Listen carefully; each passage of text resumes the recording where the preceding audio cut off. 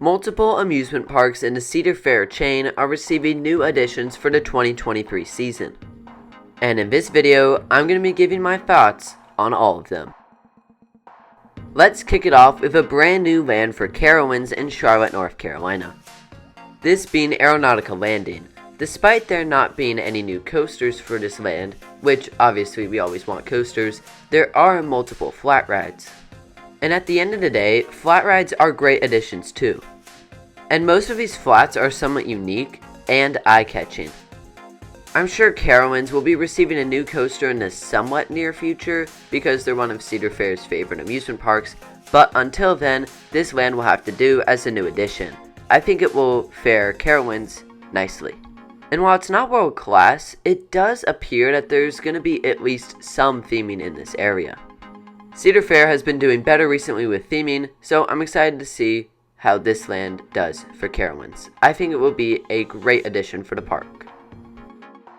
Next up, let's discuss Cedar Point. Cedar Point is adding a new boardwalk section to the park where Wicked Twister used to be. I think this is a great addition to Cedar Point. I think this for a couple reasons. Firstly, the Grand Pavilion is going to have some new restaurants and dining options that you can't find anywhere else in the park, which is always a good thing. But obviously the thing I'll talk about most of this section is the roller coaster, Wild Mouse. Wild Mouse is not a traditional Wild Mouse, it's a spinning Wild Mouse. And while the name Wild Mouse is admittedly bland, it at least pays homage to an old coaster that was at Cedar Point. This old Wild Mouse operated from 1959 to 1963, and as we'll see later in this video, this is not the only ride and ride name that pays homage to an old attraction. But we'll get there shortly. The spinning coaster is actually built by Zamperla. And while it isn't a big thrill coaster, I think it's actually a very good addition. Cedar Point has tons of coasters, but their family coaster collection is rather lacking. The only real family coasters they have are Cedar Creek Mine Ride and Iron Dragon, which are old arrows, so I think this new spinning coaster will be a great investment. Another thing I want to note is that Cedar Point does not have a spinning coaster, so despite them not having very many holes in their coaster lineup, they were able to fill one with this coaster. The park is also moving a couple flat rides from different locations to the boardwalk, which I think is interesting.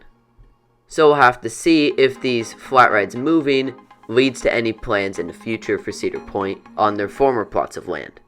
They're also re-theming Tiki Twirl to Calypso. And just generally speaking, it looks like the area is going to be very, very nice. They're redoing the Midway, and I think it's going to be a great time when you're in the area. So I'm overall very excited for this addition, and I think Cedar Point did a great job here. Now, could Cedar Point use a modern wooden coaster? Absolutely.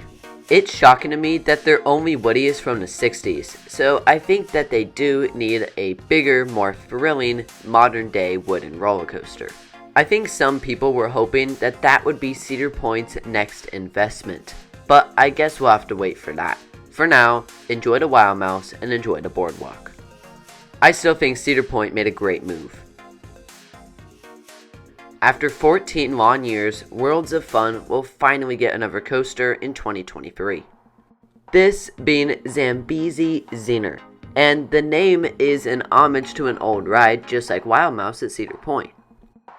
Zambezi Ziner, the original, was a Schwarzkopf family coaster that operated from 1973 to 1997.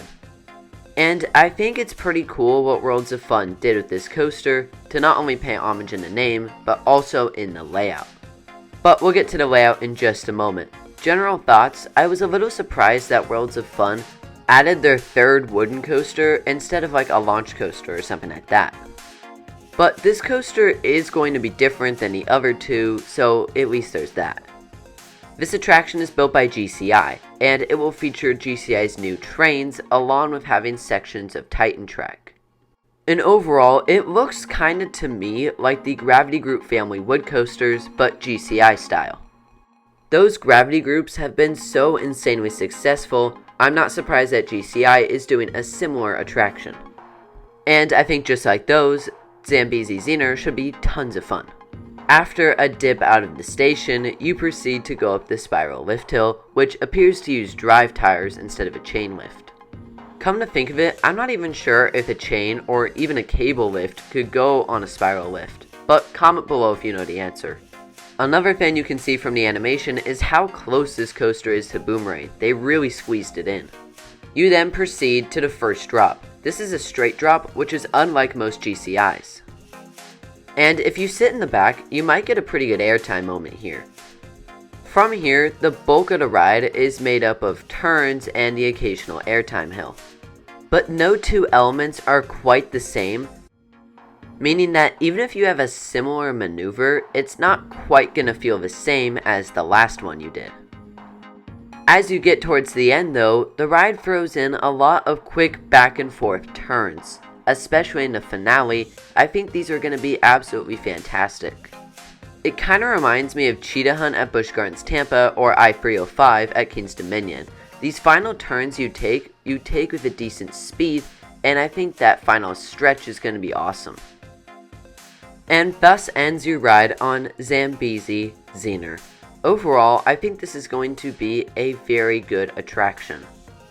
I really doubt that this will be the best coaster at Worlds of Fun, but at the end of the day, it's not supposed to be. It's supposed to be a wooden coaster that pretty much anyone can ride and enjoy. Plus, there's that nostalgia factor for those people that rode the old Zambezi Zener. I think if Worlds of Fun is trying to get more people through the gates, which ultimately is always a park's goal, then I think this coaster is going to do that and then some. In all, a great addition to Worlds of Fun, and a well-earned coaster after so many years of drought. So there you have it, Cedar Fair's new additions for the 2023 season. Cedar Fair isn't going away just yet. Even though it doesn't look like, as of this recording, that we'll see any new thrill coasters come to the Cedar Fair parks in 2023, I'm excited to see what happens in 2024. But let's not think too far into the future. For now, I like all of these additions to Carowinds, Cedar Point, and Worlds of Fun.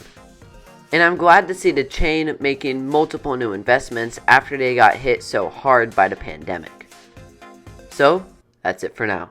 Thank you all for watching. See you all next time.